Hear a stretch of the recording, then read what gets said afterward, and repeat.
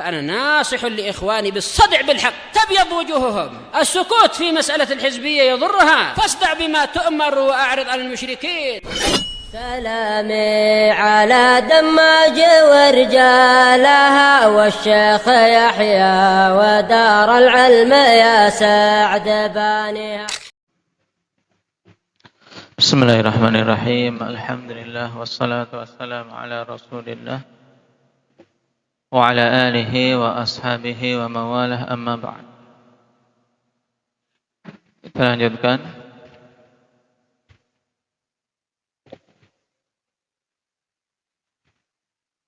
Pada masail yang ke-8. Ats-tsaminah fihi syahidun lima nuqila 'anis salaf annal bid'ah sababul kufri. Pada bab ini terdapat dalil dan penguat terhadap perkataan yang dinukilkan dari salaf bahwasanya bid'ah itu merupakan sebab kekufuran. Nah,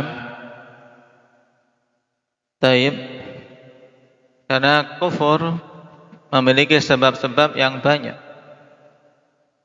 Nah, di antara sebab kekufuran adalah bid'ah. Karena bid'ah senantiasa melekat di hati seorang, tidak diberi taufik untuk bertobat. Nah, dan Nabi SAW mengatakan kullu bid'atin dhalalah wa kullu dhalalatin finnar. Nah,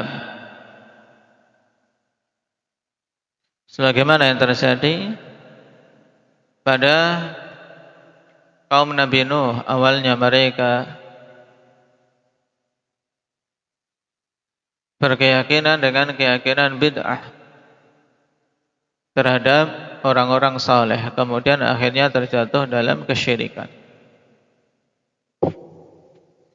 At-tasi'ah ma'rifatu syaitan bima ta'ulu ilaihi al-bid'ah walau hasuna qasdul fa'il. Yang ke-9 adalah apa? Pengetahuan syaitan tentang hasil akhir dari kebid'ahan. Akhir dari kebid'ahan itu apa? Syaitan telah tahu bahwasanya berakhir dengan kebinasaan. Apakah itu kekufuran atau kemaksiatan? Karena bid'ah bertingkat-tingkat, ada yang mufassiqah, ada yang mukaffirah. Walaupun maksud dari fa'il yang melakukan bid'ah tersebut adalah baik. Dan bahkan hampir semua perkara bid'ah maksud pelakunya adalah baik. Tapi kam min muridin lil khair lam yusibhu, betapa banyak orang yang menginginkan kebaikan tidak mendapatkannya. Al-ashirah ma'rifatul qa'idatil kulliyah wa hiya an-nahyu 'anil ghulu. Mengetahui kaidah umum yang mencakup, yaitu larangan dari sifat ghulu. Wa ma'rifatu ma ya'ulu ilaih, dan mengetahui hasil akhir dari ghulu tersebut, yaitu kesyirikan dan kekufuran serta meninggalkan agama.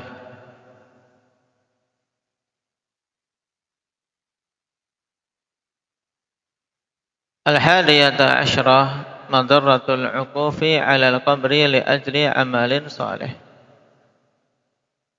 Yang ke-11, madarat dari i'tikaf, yaitu berdiam diri di sisi kubur demi melakukan amalan saleh.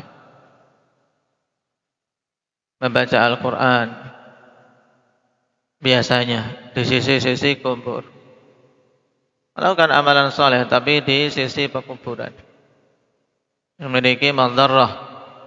Naam, karena apa? Akan menjatuhkan pelakunya pada bid'ah dan bisa menipu orang yang lain yang jahil. Nah, sehingga mereka memiliki keyakinan kufur pada penghuni kubur. Atsaniyata asyrah ma'rifatun nahyi 'anit tamatsil wal hikmati fi izalatiha. Mengetahui larangan dari tamatsil, yaitu larangan membuat patung-patung, dan hikmah dari perintah untuk menghilangkannya.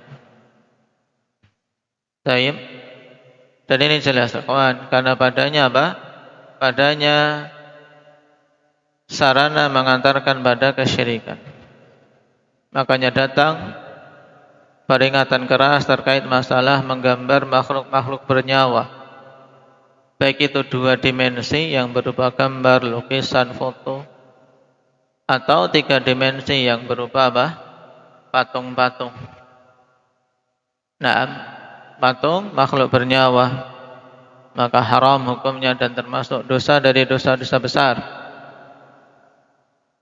Taib, karena 2 hal utama. Yang pertama, mudahah, sebagaimana dalam hadits Aisyah radhiyallahu anha. Naam, asyadun nasi 'adzaban alladzina yudhahi'una bi khalqillah. Orang yang paling berat azabnya yaitu orang-orang yang menandingi ciptaan Allah Subhanahu wa taala. Ini alasan pertama kenapa dilarang gambar makhluk bernyawa, apa Abdul Hafid? Menandingi ciptaan Allah. Istilahnya apa tadi? Anda ya Raihan? Mudahah. Mudahatun bi khalqillah. Kemudian alasan yang kedua, karena patung-patung tersebut, ikhwan, merupakan celah yang bisa menjerumuskan generasi mendatang untuk terjatuh dalam kesyirikan. Sebagaimana yang terjadi pada kaum Nabi Nuh. Nah, sehingga siapa yang masih ingat? Nah, dalam pembahasan Mabadi al-Mufidah, ma ta'alluqu taswiri dawatil arwah bisyirk, hubungan taswir dawatil arwah dengan kesyirikan. Hubungannya apa? Antara sarana dan akibatnya. Wasilah, bahwasanya taswir dawatil arwah merupakan wasilah yang bisa mengantarkan pada kesyirikan. Dan hikmah diperintahkan untuk menghilangkannya jelas. Nah, menghilangkan kemungkaran dan menghilangkan sarana yang bisa menjerumuskan dalam syirik. Makanya Nabi SAW perintahkan kepada Ali, la tada suratan illa tamastaha. Jangan engkau biarkan satu gambar makhluk bernyawa pun kecuali engkau hapus. Dan masuk di dalamnya foto-foto pada masa kini. Bahkan semakin persis hasilnya dengan makhluk ciptaan Allah, maka semakin kuat mudahah dan semakin kuat larangannya. Ini harus dipahami, kawan. Lukisan dengan tangan, dengan foto, lebih persis mana? Indak ya Adnan? Foto. Apalagi video yang sama-sama bisa jalan di situ. Nah, dalam gambar itu bisa jalan. Itu lebih persis lagi. Berarti foto dan video lebih parah mana? Indak ya Zaki? Lebih parah video. Nah, video-video makhluk yang bernyawa. Maka wajib untuk seorang menjauh dari hal tersebut walaupun banyak manusia melakukannya. Nah, walaupun banyak manusia melakukannya. Dan ini termasuk di antara musibah yang sangat banyak menimpa kaum muslimin terkait masalah gambar makhluk bernyawa. Ats-tsalitsata asyarah ma'rifatu 'idhami sya'ni hadhil qissati wa shiddatil hajati ilaiha ma'al ghaflati anha. Mengetahui besarnya kedudukan kisah ini bersamaan dengan kuatnya hajah padanya disertai kelalaian manusia terhadap. Jadi perkara kisah ini kisah yang besar faedahnya, yaitu terkait ayat wa qalu la tadarunna alihatakum wa la tadarunna wadda wa la suwa'a wa la yahuta wa ya'uqa wa nasra. Cuman kisah pada hadis Ibnu Abbas telah kita lewati, derajatnya apa? Derajatnya apa? Indaka Hanif dhaif. Tapi dalam ayat kita bisa memahaminya. Nah, bahwasanya bunuh terhadap orang saleh berakibat fatal. Arabi'ah asyrah wa hiya a'jabul ajab qira'atuhum iyyaha fi kutubit tafsir wal hadits wa ma'rifatuhum bi ma'nal kalam wa kaunullahi khala bainahum wa baina qulubihim hatta i'taqadu anna fi'la qaumi nuhin huwa afdalul ibadat wa i'taqadu anna ma nahallahu wa rasuluhu anhu fa huwal kufrul mubihu lid-dami wal mal. Kata Syekh Muhammad bin Abdul Wahhab pada masalah yang ke-14, yaitu perkara yang paling mengherankan, yaitu mereka membaca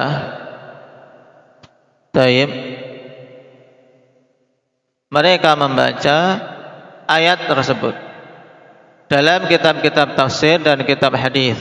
Ini pengingkaran ikhwan terhadap kalangan sufiyah dan yang semisalnya. Orang-orang yang berada di zaman beliau, yang mereka tahu ayat ini dan mengetahui makna kalam Arab. Taib, mereka bisa baca, bisa memahami maknanya, tapi apa? Allah Subhanahu wa taala khala bainahum wa baina qulubihim. Ya Allah, hala afan. Wa kaunullahi hala bainahum wa baina qulubihim. Allah Subhanahu wa taala halangi antara mereka dengan hati-hati mereka sehingga tidak bisa memahami dengan benar. Kalau toh dia tahu maknanya, tidak bisa meyakininya dan beriman dengannya. Sampai-sampai meyakini bahwasanya apa yang dilakukan oleh kaum Nuh adalah seutama-utama ibadah. Ini tentunya sangat mengherankan. Tahu ayat, tahu kalam Arab, tapi malah apa? Meyakini kebalikan dari kandungan ayat itu, dan meyakini bahwasanya apa yang Allah larang dan Rasulnya larang itu merupakan wa'taqadu anna ma nahallahu wa rasuluhu anhu fahuwa al-kufru al-mubihu lid-dami wal mal. Taib,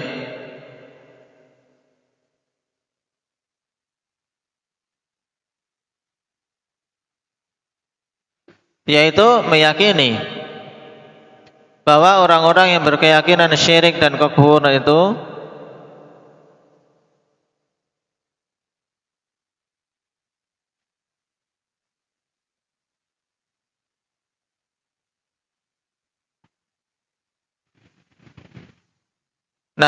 merupakan seutama-utama ibadah. Ini masih ke depan ikhwan. Hatta taqadu anna fi'la qaumi nuhin huwa afdalul ibadat wa taqadu anna ma nahallahu wa rasuluhu anhu huwa afdalul ibadat.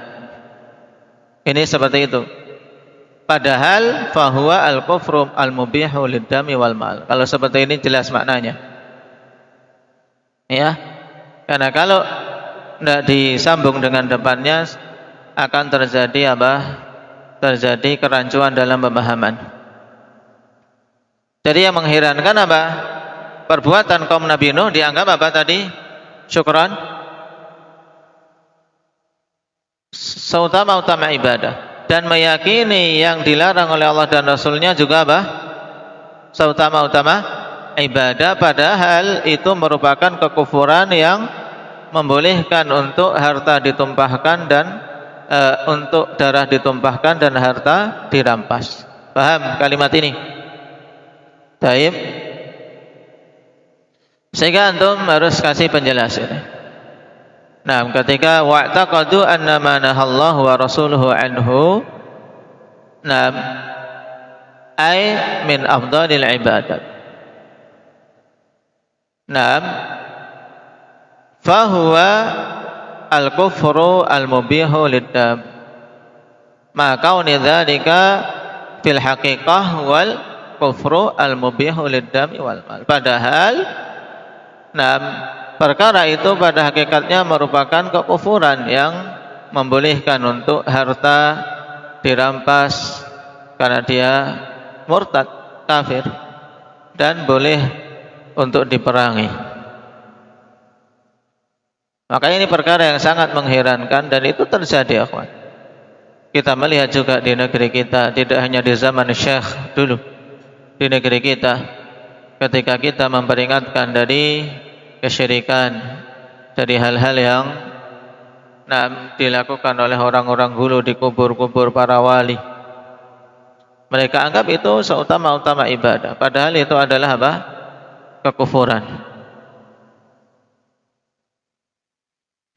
Al-khamisata asyra at-tasrihu bi annahum lam yuridu illa syafa'ah. Kemudian masalah yang ke-15, penegasan bahwasanya mereka tidaklah menginginkan kecuali syafa'ah.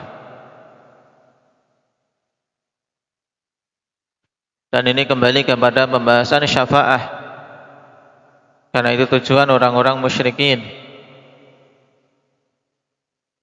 As-sadisata asyra dhannuhum annal ulama alladzina sawwaru suwara aradu dzalik. Kemudian yang ke-16, sangkaan mereka bahwasanya para ulama yang mereka membuat gambar, mereka menginginkan itu. Makanya apa? Makanya inilah bahayanya masalah gambar. Ketika ulama, ada sebagian ulama yang membuat gambar orang soleh atau pendahulu mereka atau patungnya, mereka menganggap bahwasanya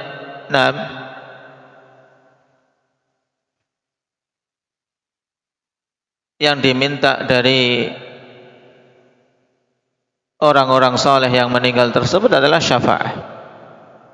Dan juga bahkan sebagian meminta hajat kepada penghuni kubur atau kepada yang digambar itu. Padahal tujuan utama awalnya apa? Adalah untuk sekedar menyemangati dalam ibadah, kawan. Alasan pertama yaitu sekedar untuk menyemangati dalam ibadah. Walaupun ini adalah sesuatu alasan yang tidak kemudian menjadikan perbuatan yang mereka lakukan itu dibenarkan.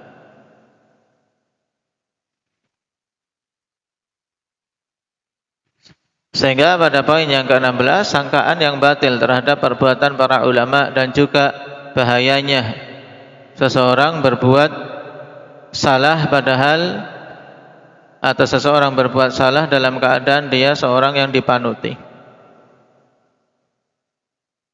As-sabi'ah asyrah al-bayanul azim fi qawlihi la tutruni kama atratin nasara ibn Maryam.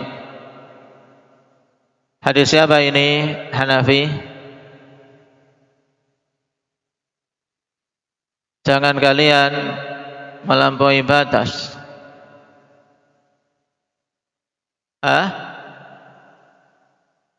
Hadis Ibnu Umar rawahu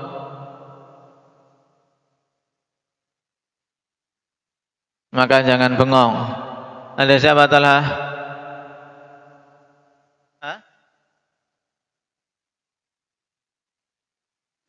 Umar. Hadis Umar rawahu Muslim. La tutruni kama atratin nasara ibn Maryam. Halakal mutanatti'un. Bedakan.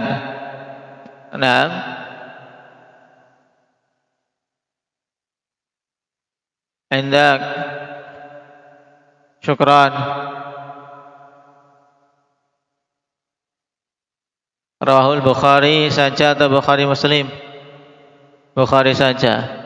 Walaupun Syekhul Islam demikian pula diikuti Syekh Muhammad bin Abdul Wahab menisbahkan kepada apa? Bukhari Muslim, tapi yang rajih cuma Bukhari saja. Hadits Umar, la tutruni kama atratin nasara ibn Maryam. Naam. Adapun halakal mutanatti'un, ini hadis Ibnu Mas'ud dalam Sahih Muslim, itu yang ada dalam Sahih Muslim, halakal mutanatti'un.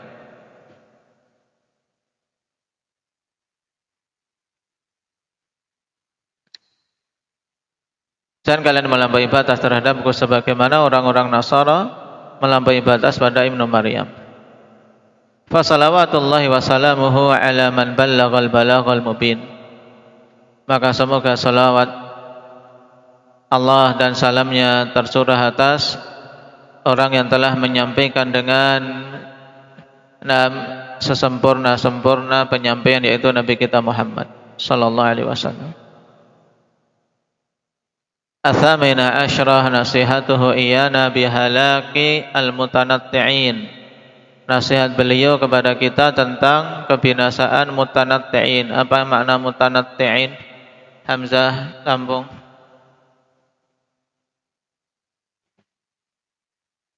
Pada hadits halakal mutanatti'un, apa makna mutanatti'? Nah, orang yang berlebih-lebihan pada perkara. Nah, hulu ini akan binasa. At-tasihah asyrah at-tasrihu bi annaha lam tu'bad hatta nusyal ilmu. Penegasan bahwasanya berhala-berhala, gambar-gambar itu tidak diibadahi sampai ilmu dilupakan. Ini menunjukkan pentingnya ilmu. Fa fiha bayanu ma'rifati qadri wujudihi wa madarrati faqdih. Maka pada peristiwa itu terdapat penjelasan tentang apa? Pengetahuan kadar pentingnya keberadaan ilmu dan kadar bahayanya hilangnya ilmu. Kalau ilmu sudah hilang, ilmu sudah ditinggalkan, maka yang tersisa ya kesesatan, kejahilan. Al-ishrun anna sababa faqdil ilmi mautul ulama. Dan yang terakhir, bahwasanya sebab hilangnya ilmu adalah meninggalnya para ulama, sebagaimana dalam hadis. Taib, Allah tidak mencabut ilmu dari dada-dada manusia secara langsung, akan tapi dengan diwafatkannya para ulama.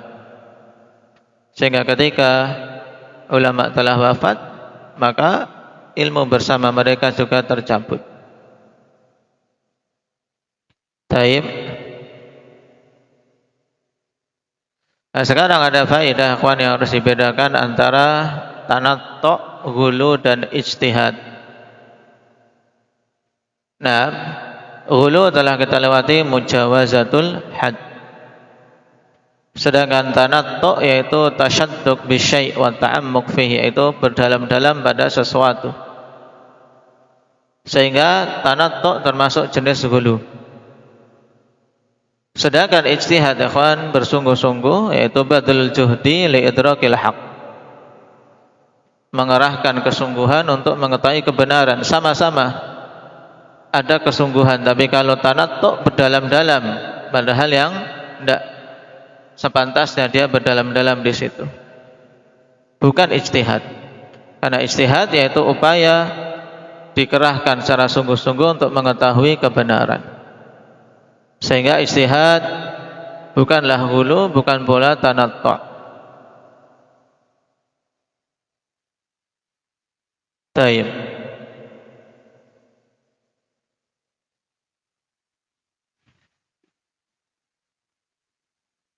Ini harus dibedakan tiga istilah tersebut. Dan terkadang ijtihad, kesungguhan dalam beramal dipalingkan oleh syaitan dari yang syar'i menuju tingkatan hulu. Seperti misalnya ijtihad, kesungguhan dalam ibadah, sehingga seorang ingin sholat malam semalam suntuk, tidak pernah tidur, ini masuk pada tingkatan hulu. Kalau terus menerus demikian. Adapun sesekali untuk memanfaatkan seperti misalnya 10 terakhir Ramadan, malam-malam ganjil seorang ingin menghidupkannya, maka itu memang ada perintahnya dari Nabi SAW. Barakallahu fikum. Berarti dengan ini kita selesai dari bab ke-18. Naktai bihadza subhanakallahumma wa bihamdika asyhadu an la ilaha illa anta